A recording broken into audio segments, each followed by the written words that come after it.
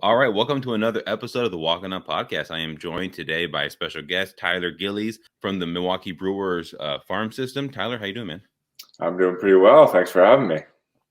Absolutely. I know this has been something in the works for the last couple weeks here, so I'm glad we Yeah. finally got a chance to sit down and talk about your story, about baseball, how everything's going on. I'm here in Syracuse on a work trip for a week, so I'm like, what better time? I have nothing else to do except drink crappy hotel coffee and talk to people. So I figured this is the best time. So what have you been up to, man? Not a whole lot. After Christmas break, I've kind of been slowing down my work and just been focusing on baseball, trying to get back into the shape I know I need to be because I leave for Arizona on the 17th, so next week. And then it's back to it, baseball full time. So I'm excited to get going, but not a whole lot going on besides training. We got couple feet of snow outside, so not much to do out there. I wish I would be out golfing right now, but that will have to wait to Arizona. Yeah. Oh, in Arizona, like they're all golfing right now. Like the Yeah, weather's perfect out there. yeah, that's what Robbie Hitt's been telling me. I got to bring my clubs down so we can get out there. So excited for that. Yeah. So you mentioned you're done working. I know you and I have talked about this, but what did you do for your while you haven't been playing baseball for a little bit longer than maybe the average? Yeah, it's but been a while. and we'll jump into that. But what have you been doing for your job? Like, what do you do? So for the last 3 years, I've been doing substitute teaching. So I got my degree from UBC and had a minor in education. So there's a big shortage of teachers right now. So looking for people who have experience in education and teaching, coaching, which for me. Mm-hmm. So I got into that a little while ago, and I think I'm going to probably be a teacher at some point, maybe after the baseball career is over. Hopefully not for a while. Yeah, a long time from now. Yeah. So I've been doing that, kind of supplying for all different grades. I think I've done everything from kindergarten all the way up to grade 12 physics. So, Oh man. yeah, I've been doing that. Really enjoy it. It's been a great experience, and it's perfect for this. I can supply up till about this time of year and then head off for baseball. That's incredible. Yeah. So I was telling you, I used to be a teacher. So I taught second grade for 2 years in San Francisco. Loved it. Absolutely loved teaching. That grade is about the perfect grade for me. Second, third, fourth. I've done middle school, like subbing, like before I was a full-time teacher. Like I can't do Yeah. middle school. Like that age group is just something about it. Like Yeah. half of the kids like play with Legos, the other half of the kids think they're the coolest thing in the world. It's just a weird dynamic. Yeah, I'm a big fan. I actually really like teaching kindergarten, grade 1. Grade 2 would start to be about the last grade I really like to teach in that lower level. And Mm-hmm. then like grade 7, 8 up into high school, I really enjoy. It's those middle grades when they start to get a little bit of an attitude going on. Yeah. That's when I try and avoid those placements. I love kindergarten. They're just there for fun. It's a great time. Yeah, my so I actually come from a family of all teachers. Like my mom, she's been a teacher since as long as I can remember. My older sister is currently a teacher. My two younger sisters, they're also teachers. So like we all were teaching at one point, various grades at various schools. And so like yeah, so teaching is just kind of like one of those things that like I just was like, hey, you should be a teacher because everyone in your family's a teacher, and it kind of comes natural, I think, for all of us. I don't know, maybe just Exactly. growing Yeah. growing up watching my mom do it and all that. But do you ever drop, I'm a baseball player to these guys when they're kind of acting up, these middle schoolers? Like, look, I don't need to be here. I'm a baseball player. Like, I can leave. I usually don't bring it up. Sometimes, actually, my whole family is teachers as well. So, like, Okay. a lot of the principals and teachers I work with know my parents and kind of heard of me. They kind of drop it on the class, like, "Oh, you've got a baseball teacher teaching you today, or a baseball player teaching you today."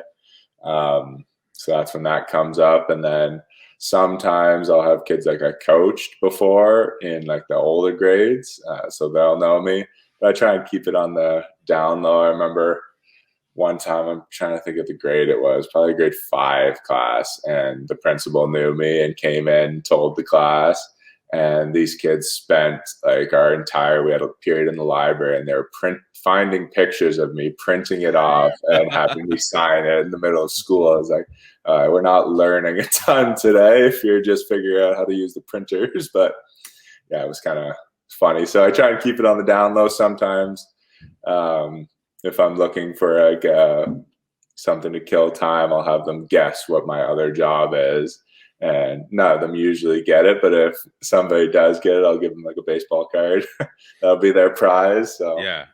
So looking at you, what do they normally guess? Like, what's their go-to guess that what the kids think that you do? Ooh, I've heard everything. I've been called a golfer a few times. Like, do you golf? It's like, I wish that was my job. That would be a great job too. Yeah. I've heard plumber. Some kids just say teachers because they just don't understand that you can have multiple jobs. Exactly. Lifeguard. A lot of people think I'm a lifeguard. I used to do that a while back, but yeah, I've heard it all. Like, they'll guess everything. Wow. That's incredible. I would flex so hard. That's why I don't have the skills that you have. Because like I would be at teacher conferences like, look, your kid isn't focusing. Like, do you know who I am or what I would be doing? No, I kid. But that's they incredible. all got the technology now, though. So you tell them that, they're all on their phones right away, searching you up, and they know everything about you like that. That is so true. That is so true. They'll know the good, the bad. Like they'll know your exactly. stats. Yeah. That's incredible. Try not to let them know at least too early in the day. Sometimes at the end of the day. But. So let's talk about what got you into baseball before we kind of go into any further. When did you start playing baseball? And because I know you grew up in Canada, so what was like? Did you always want to be a professional baseball player, or was it just something you did for fun? And when did you realize that you're pretty good at it? Yeah. So I played all the sports when I was younger. Hockey obviously is huge in Canada. So I played hockey from, probably the time I could walk. I was skating, and then played baseball. Baseball was pretty early for me. I don't know really how I got into it. Like, my mom's a swimmer, my dad's a basketball player. So there was and my uncle's football. Like, there was no other baseball players in our family. But me and my brother both got into it. I was the pitcher, more outfield at that time. He was a catcher. So it worked out really well when we were younger. And then I did swimming, did football. And I was always I was a very late bloomer. Like, I was the shortest kid in my class growing up until about grade 10, and then sprouted like crazy. My dad's 6'5", so I didn't even catch him, but like, I knew it had to come at some point. Yeah. So then high school, that's when like I started like realizing I had a really good arm, like playing baseball, playing football, and still didn't like the velocity really didn't come until probably grade 11. I don't think I hit 80 until the summer of grade 11 into grade 12. And then I was like, okay, I'm pretty good at this. So then stopped playing football. It's like, don't need to be taking those hits. I loved football, don't get me wrong, but quit hockey probably grade 11 time and really just focus on baseball there. Because I had a bit of a rush I was like, okay, I'm good enough to go somewhere with this, so I better figure this out and find out where I can go to school. If I need to stay in high school for an extra year, do what we call a victory lap here. I'm not sure if that's a thing. What is that? I've never heard of that. What is that? So it's some people like if you're done grade 12, like you can do another year of high school if you haven't quite figured out what you want to do. And it's actually pretty popular here for baseball guys because like you get so much less time developing here in Canada because we got feet of snow out there. Baseball is not huge, so you do an extra year, get a little bigger, physically stronger, more time training.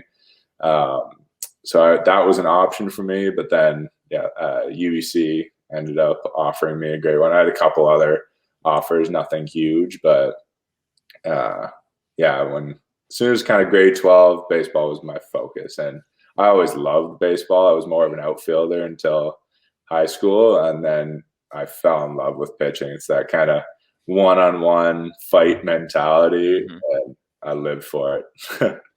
So I'm assuming you're a Blue Jays fan. Was there any specific player that you really looked up to growing up that you either pitcher or outfielder that you kind of wanted to mirror your career after? Oh, Halladay for sure. Roy Halladay. Yeah, yeah, I kind of remember going to the Sky Dome before it was Rogers Center, watching him pitch. He was just incredible to watch. Vernon Wells back then, playing the outfield. But yeah, Halladay for sure. He was just like the consummate professional, like just looked like he wanted to kind of kill you on the mound. Like yeah. crack a smile, like staring everybody down.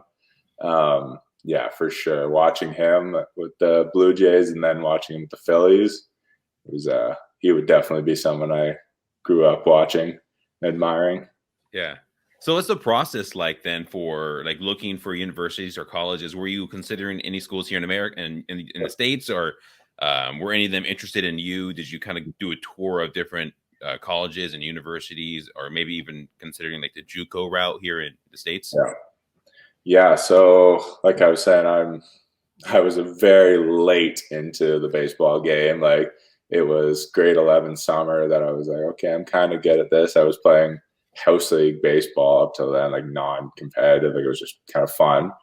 I probably shouldn't say that. I'm sure it was competitive for a lot of people back then. But like I didn't start playing like super like competitive tournament baseball until grade 12. And then started to throw pretty hard. Not hard compared to now, but hard for back then. Mm-hmm.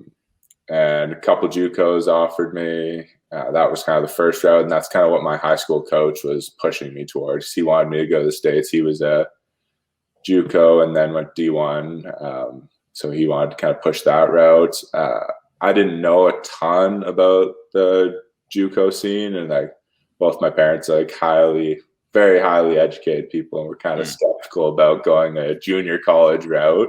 Because here in Canada, it's more like those colleges are you aren't going from those to a 4-year, so it's very different here. So there was kind of like a little bit of skepticism there. A couple 4 years, a D2, a couple D1s were talking to me. Not a ton going on there, and then UBC offered major leaguer Jeff Francis. He's kind of the main alumni there. He actually called me. We talked a bit, and I was like, okay, I'm going to UBC's. Went out there for a tour. It's an incredible campus. I don't know if you've ever been to Vancouver and the West Coast. It's a pretty amazing place. You can go from surfing, drive a couple hours, to up in the mountains to go snowboarding. Like I fell in love with that place very quick. So yeah, that's kind of where it all like really started, like going uphill for baseball for me. How is their baseball program? Because I don't know much about the scene over there in Canada, but like is it pretty competitive there in the other universities? So UBC doesn't play any Canadian schools. We're in the NAI actually. So and then we play D2s, and now we're playing a lot. In my last 2 years, we played some D1. Like we played Oregon. Before the year after I left, they're playing Oregon State. So they've increased their competitiveness now, even though I think back then the teams were better than the teams they have right now. Nothing against those teams, but we had some pretty stacked pitching back then. But yeah, so we play Lewis and Clark State is probably one of the better teams that we play there, and they always have a bunch of guys drafted. They host the World Series for NAIA.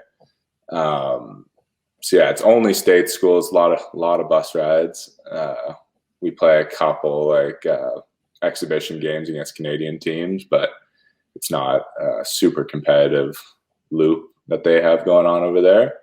So yeah, we play those teams. We go down to California, Nevada for spring trips, and yeah, so it's not bad. We always had really good pitching, which was great to show up there and suddenly everyone's throwing harder than you. And I was a freshman, so we always get the guys kind of like me, late bloomers. Freshman year aren't throwing overly hard, but by the time they're third, fourth year, like there's a decent amount of guys who are either getting signed as free agents or getting drafted. So yeah, it's not bad. Yeah. So you mentioned your team was stacked with the pitching. Mm-hmm. Did anyone from that team get signed or Yeah. drafted that year or the following years? Yeah. So my roommate, Curtis Taylor, was fourth round. He was by the Diamondbacks. He's been around all over the place now. He was just with the Jays, but then he got picked up in the Rule 5 draft this year. So I forget where he's at now. He's at Diamondbacks, Rays, Jays, then Rule 5 somewhere now. Mm-hmm. And then Jeremy Newton was a free agent signed with the Brewers, actually. I think he spent a year or two with the Brewers. Bruce Yari was a hitter, actually. He was a Cincinnati. So we had a decent amount, especially my third and fourth year. We had a lot of guys end up going on to pro ball, which I think that year might have been the most pro ball guys that UBC's had in a long time. Yeah, we get a decent amount of guys onto pro ball. That's incredible. So after college, then, or during college, kind of toward the end of your time there, Yep. were scouts looking at you, or what was that process like? Because you ended up not getting drafted. Mm-hmm. Did you know that kind of what was going to go on, or did you expect to get drafted? What was that kind of situation like? My third year, I got a bunch of calls during the draft, and obviously going up to the draft, I had to fill out like all the questionnaires and stuff because I was pretty good. I was closing for the team at the time, throwing pretty hard. There was a part of me that was kind of thought I was going to get drafted, especially like on the first day of the draft. I got calls in like the 9th and 10th round. I was like, okay, wow. It's kind of out of nowhere for me. And then it just went silent after that. So not sure really what happened. And then my fourth year, I thought I needed to turn into a starter to get drafted, and that was not the right decision for me. Oh man, not like I throw hard for a couple innings and then die off pretty good. Yeah. So that year I kind of knew I wasn't going to get drafted, so I'd have to went to Quebec to play indie ball and then turn back into a reliever, and then that's when I figured some things out. Yeah, so you play for, I'm probably going to butcher this, Les Capitales? Yeah, Quebec City Capitals, yeah. Well, how was the indie league over there in Quebec? Honestly, it was incredible. Like, it was such a cool experience. Like, everyone kind of hates on indie ball sometimes, and I know there's some tough indie ball leagues, but the Can-Am League where I played, Quebec City, like, stadium's packed every day. They're loud. They love their baseball. Like, yeah, it was incredible. Like, I remember my parents coming there for the first time, and like, they keep cheering the whole game. Like, it's never silent in a game. So, and then we played the New York Boulders. They have like an incredible stadium for an indie ball league. I'm pretty sure it's like a Mercedes sponsored stadium. So I was very lucky. I didn't really get down into the really low levels of indie ball, so I was very lucky there, and it was a great summer, honestly. That's awesome. And then the next year, obviously 2019, you play for the Brantford, or 18, you play for the Brantford Red Sox. Is that in that same league, or is that a completely different? No, that's a lot lower level league. I love my time there, don't get me wrong, but it's that was only like a 36 game schedule, whereas Quebec was 100 and something games. That was me kind of trying, like, I was almost going to be out of baseball there because of Quebec. Something didn't work out. And I was kind of contemplating retiring. It's a bit of like a more nonchalant league. Like, I was the hardest thrower in the league. It was fun, but I knew, like, if I wanted to go somewhere, I had to go play in a better league than that. Yeah. So that's when I decided, like, okay, baseball's not over for me. That's where I left to go to Seattle and train there and throw in their pro day. So that league is it's an interesting league. That's the low levels of indie ball. Okay. There's some interesting stadiums you play in there. What are some of the interesting stories that you have from that league? Because I mean, I know, like, even in like JUCO schools, and even in the minor leagues, you play in these real small towns. Like, Yeah. I'm assuming that was sort of similar. Like, do you have any interesting stories from fans or like just the stadiums that you played in? Yeah, so actually, Toronto here. Toronto's a massive city, but baseball is not huge there outside of the Blue Jays. So they have this stadium that this team plays in, the Toronto Maple Leafs. Like they just have the exact same name as the NHL team for some reason. And it's like a gravel field, like something you'd play Jeez. on in like a low level high school league. No stands, just a big like berm, grass berm. And it's like they say it's like 290 down the line, but it's more like like it might be close to like 250. Like it's ridiculously short. Um, and like these are grown men. Like Yeah. they can hit it out there, no problem. So it was that park is ridiculous. That's the one park I can really think of that it's just like grown men should not be playing on this Yeah. field. Were guys just launching home runs then? Yeah, there's some big boys in that league. A couple guys who played at higher levels and now are just working full time, and they'll come play in that league. And there's this one guy, Sean Riley, full time firefighter now, just massive human being, and he'll launch it at normal size stadiums, and he's just like poking them out. It was just ridiculous. That's incredible. So you mentioned you went to Seattle, and I'm assuming Drive Lines where you Yep. were at. How was that situation going there though? Because I mean, I see like all over Twitter, we see the Drive Line and the Flat Ground app, and all the things that kind of go along with it. What was that Yep. experience like, and kind of how did that lead to you eventually signing with the Brewers? So yeah, I was after I like really like decided I'm giving baseball one more shot. I was just so they have different requirements to throw in the Driveline Pro Day, which was my goal at that time. Because if you throw in the Driveline Pro Day, everybody sees you. Like you were talking about the Fangraphs article, like it's really good exposure. And the requirements, I think at the time, were average 93, touch 95 in a video bullpen, and then we'll let you do it. So I was just really trying to work on that. Was pretty close. I think I was like just below there, so they were going to put me in, and then I showed up to Driveline the first day, and like if you haven't been there, the atmosphere is, and this is the old Driveline building, which is a lot smaller than the one they have now. The atmosphere is just, it's an incredible atmosphere. Like it's this one cage, it's about three lanes wide, and then outside is a massive like plyo wall area, and then the gym. But like overall, the space isn't huge, and there's like 50 guys in there, all just trying to throw as hard as possible.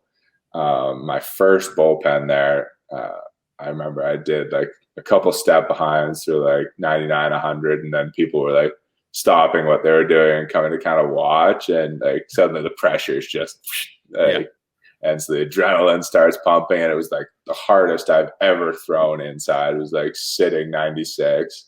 Never thrown that hard in my life, and that was 100% just the atmosphere of everyone like crowding around this small bullpen area watching.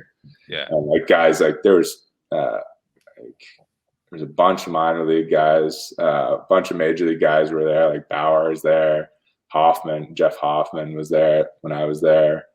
Yeah, so the atmosphere is just incredible there. It's something else. It's hard to describe. Yeah, that's electric. So what was the hardest you threw then that day? I was up to 97. 97. That's incredible. Yeah, like I've never thrown that like hard indoors and just a bullpen in my life. And I was just like, the first pitch was like 96. I was like, okay, I might be throwing this pro day now. Yeah, that's awesome. Yeah, it was pretty cool. It was Driveline something else. Yeah, you mentioned that there are the professional baseball players there. Did you get a chance to interact with any of them, pick their brains, kind of maybe get some tips on how to not only improve as a baseball player, but like as an athlete in general?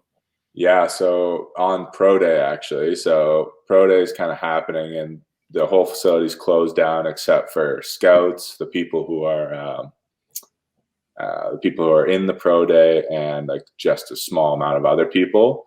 And we're back in the lab area, which is separate. And like Joe Beimel is there, Bauer's hanging around. And so they're just all talking about like big league days. And there's just a bunch of like us who are like free agents who haven't played even in the minors yet, listening to these guys talk about their big league days. So it got you pumped up for sure and ready to go.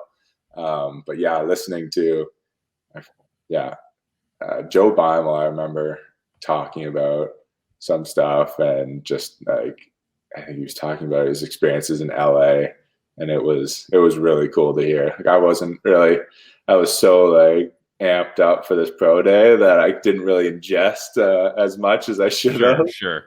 But it was just so cool to hear them talk. No, that makes sense. So that day, how long after that day did the Brewers reach out to you? Ooh, probably like it was less than a week later. They invited me down to Arizona to throw down there in kind of another little pro day. So they invited me and a couple other guys from Driveline down. And then we threw for them. It was one day, fly down, sleep in a hotel, throw for them, fly back to Seattle. So I knew my pen had gone really well for them down there. And I was like, okay, if that didn't get me I don't know what will. And then, sure enough, the next day I got the call and it was just like, oh, wow, I'm doing it. I called my parents. It was pretty incredible. Yeah. So at that at the pro day with the Brewers, then were you touching 97 there as well? I never found out what I was doing there. I knew, I know the scout who talked to me a bit afterwards said my curveball is what got me signed in the end, because like all the other guys are throwing hard. Everyone throws hard. Yeah, nowadays everyone throws. Yeah, exactly. But I think it was my curveball back then. I think that got me signed that day. They really stood out.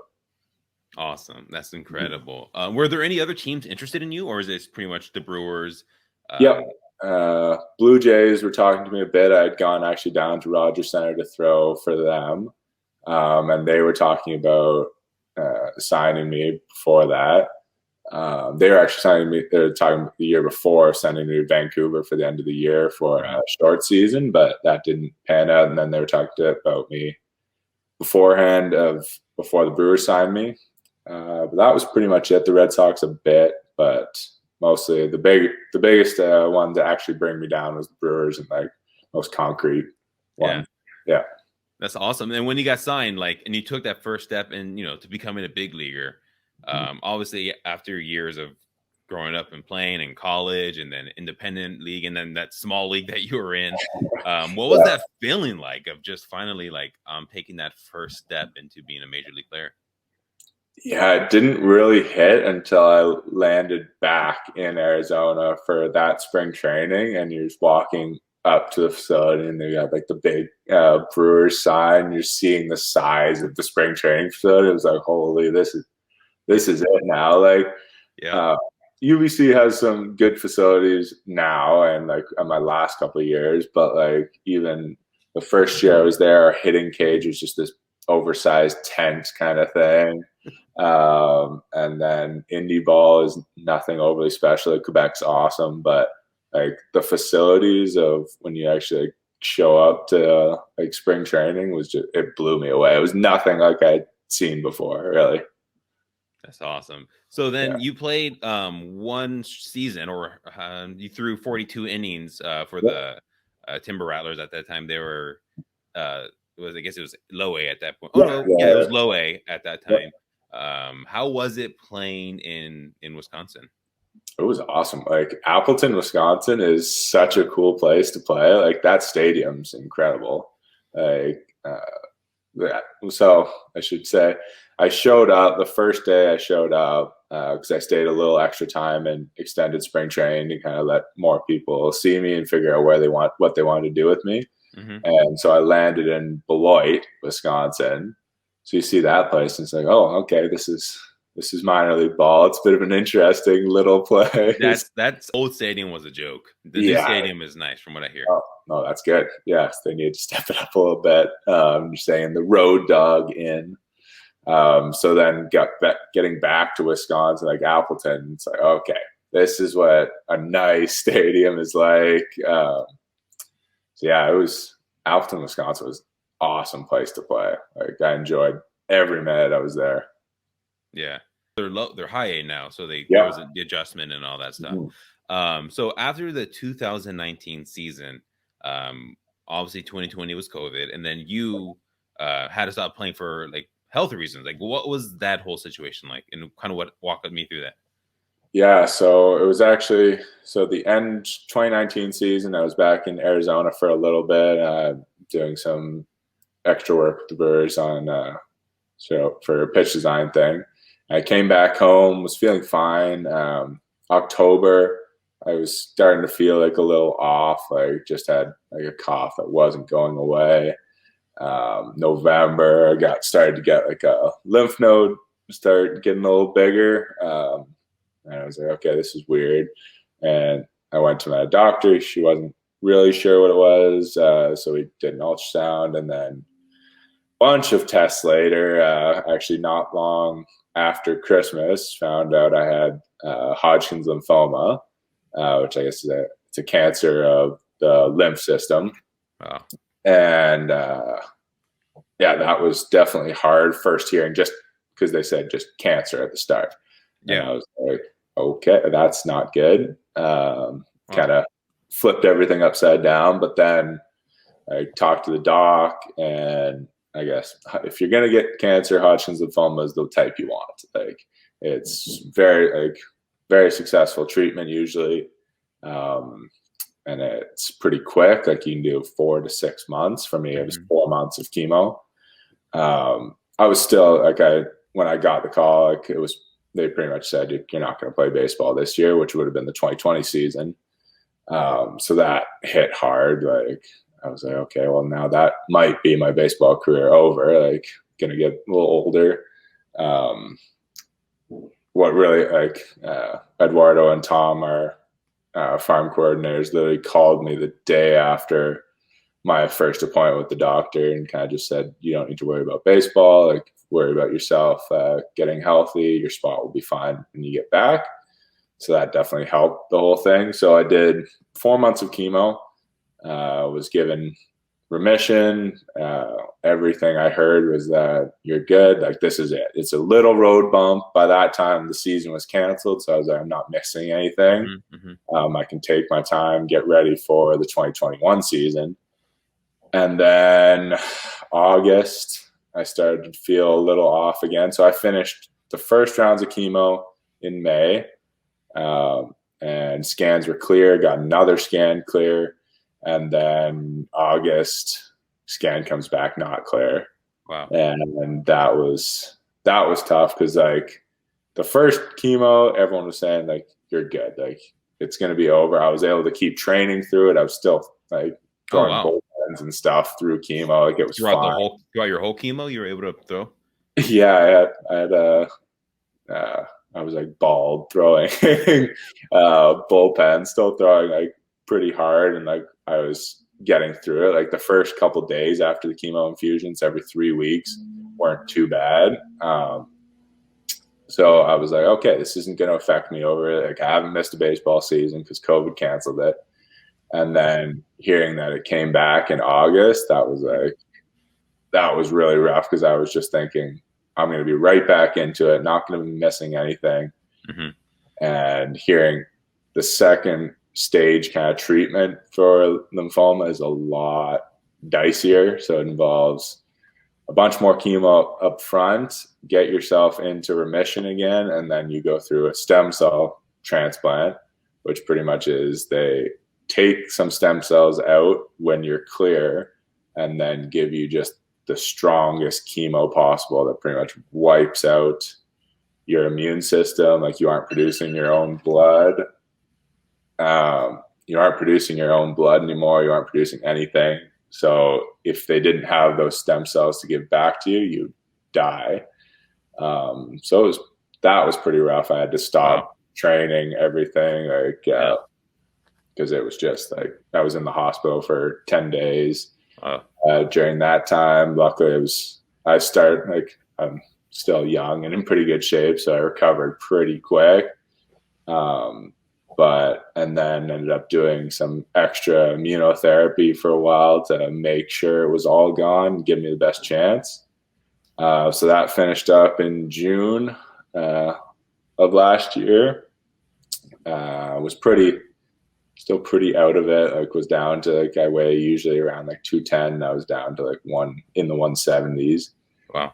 Um, but yeah, it was a complete success. Like, in looking back, it sucked, but you hear a lot more like horror stories about stem cell transplants. I was very lucky. I had incredible doctors and nurses, and my family here was able to uh, help me through a lot of it. So yeah, since it ended, everything's been good, and now we're getting excited to head to spring Yeah. training, get back to a normal life. Yes, absolutely, absolutely. So how soon afterwards were you able to kind of like pick up your throwing again and kind of build that strength back up? So immunotherapy is not too bad. So I was able to start like working out during that. So that would have been around like May, June. I started working out again, trying to gain some strength, some weight back. And then late June is when I first picked up a ball. Um, I just kind of went out to like this random field. I'm pretty sure it's a cricket field here because they have some nets to throw into. And I was just going out like on my own. I was like, can I even still do this? And threw a couple balls, and it was out there on my own. It was just super nice throwing again. So that's when I first started throwing. I was like, okay, I might be able to come back from this. Yeah. Yeah, it's been building up since then. It hasn't definitely not been a smooth road back, not as smooth as I'd like, but pretty close to being back now. Yeah, and you mentioned you're heading to Arizona soon. Have the Brewers been in contact with you at all? Like, is there some sort of like game plan to kind of like ease you back into things, or what's going on with that? Yeah, like, well, first, yeah, the Brewers have been in contact this whole thing. Like, they've been Good. awesome. Like, every spring training, I get like all the gear stuff. They send it Yeah. over to me, which has been awesome. Eduardo, Tom, Cam, all have been texting me through this whole thing. So they've been incredible, and they've kind of been seeing like how I'm doing, kind of getting updates. So yeah, the first priority was just making sure I was healthy, it was good, and then it kind of turned to, okay, what's kind of the game plan to come back? So kind of been seeing if I can get ready for a normal spring training. So like the regular report date for relievers March 3rd or something. So I'm going down about 2.5 weeks early ish, just to throw a couple pens, make sure I'm ready to go for that. But yeah, it looks like I'll be good to go. We'll have to see. I haven't faced a hitter since 2019. Haven't fielded the ball, so gotta try and get on a field before, so I don't look way out of my depth when I show up. You'll be fine, man. You'll be Yeah, fine. that's what That's I was talking. I was yeah. talking to my dad, and I was like, I don't remember the last time I like fielded a baseball. Like, it's been a lot of throwing into nets and stuff, especially because like when I've really started ramping up here, we've had snow this whole time, so Yeah. haven't gone outside, haven't barely played catch with somebody else. So it's going to be a big adjustment, but I'm just so excited to get back into baseball. Dude, I can't even imagine. Like, well, first of all, I'm not a baseball player like you, but just being in it and then away from it, and then having that opportunity to finally kind of start back in and get everything going again. Yeah. Do you know like where you're going to be starting? Do you know they'll bring you to, because you were low A, so now that's Carolina. Do you think that's kind of where they're going to have you start, or do you think you'll stay in Appleton, which is now high A? I honestly have no idea. Kind of right now, it's like, let's see what I've got. Let's make sure I'm where I need to be.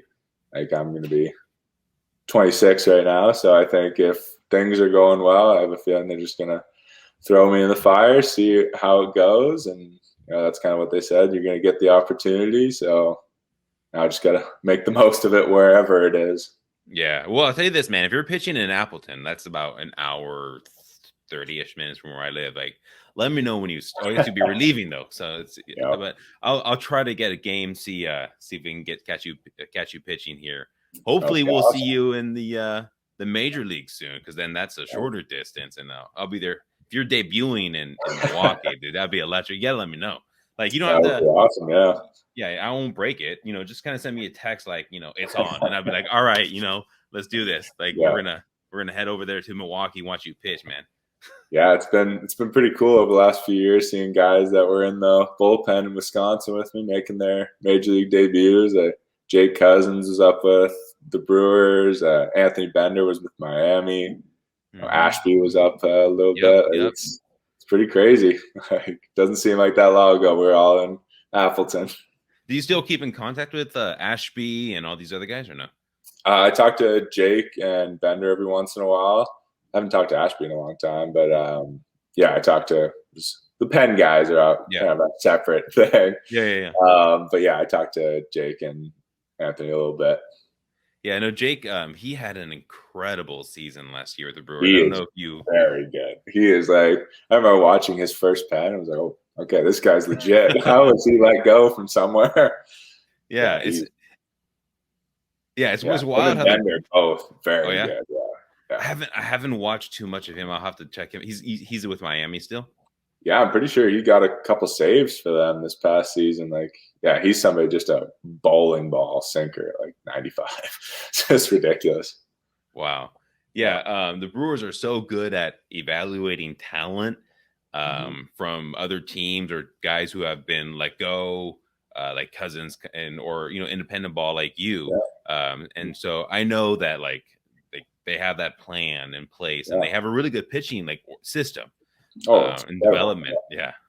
Like, out of our bullpen in Wisconsin, like we had a lot of free agent guys that were just good. Cousins, Bender, nasty. Like Pete Strzelecki, he was a free agent guy. He was up in AA. He's probably gonna get a shot at Nashville this year. So yeah, it's just like not huge name guys just do really well with the Brewers. Yeah.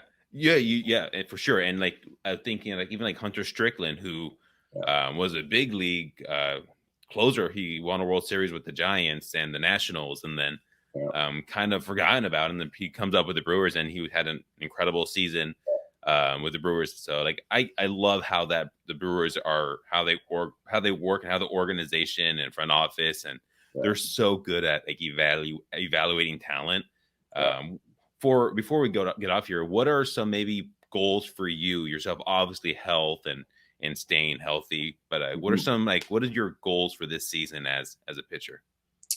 I want just kind of get back to where the rhythm I was in back when I was really having success in Wisconsin. I had figured out my curveball, and then went down to Arizona after that season, and they taught me a slider. So been working on that kind of on my own since then, and I'm excited to give that. I've never thrown a slider in a game, but the analytics are apparently really good, so I'm excited to throw all that. Hopefully, move up as far as we can this year, and then go into 2023 as full off season again, get healthy, and see what happens. That's awesome. All right. Hey, Tyler, I'm excited, man. I'm hyped to see what you do this season. Hopefully you're in Appleton. Hopefully you're AA. Forget the Appleton. Just jump right in there. That would be nice. But if warm weather. yes. That's a little bit different. Well, Appleton's a beautiful stadium, like you said. I guess a great place to play. It's just a little tough in April. It's a little chilly. Yeah, that is true. Gloves and toques going on. Or beanies. You're used to it, though, man. You're used to it. It is pretty. Yeah. And you're in Canada right now, right? You're not in Washington anymore. No, I'm in Ontario, Canada. Very cold. Yeah. Hey, it's the same thing here in Wisconsin. Like I said, I'm here in Syracuse in New York. It just hit. I think there was 11 or 12 inches of snow the day before I arrived here. So snow is everywhere, and I can't wait to get rid of it. I can't wait for baseball to be back. Hopefully this lockout ends, dude. Because I miss baseball. it's weird. I always think like, what did I do last off season to kind of like offset like baseball? And Yeah. I don't know. It's just something Yeah. that I can't wait to see again. Yeah, it's always cool, even like just seeing like on MLB Network, seeing the spring training report dates and stuff. And now it's Yeah. just like, oh, just waiting to minor league ones head down. Yeah. But minor league camp, everything's like good to go, right? They're just going to Yeah, have I think everything so. run the same way. Perfect. Seems like it. Yeah. Good. Good. All right, Tyler. Hey, best of luck, man. I hope you have a great rest of your day, and we'll talk soon. Awesome. Thank you. All Thanks right. for having me. Absolutely, man. Talk to you later. Have a good one.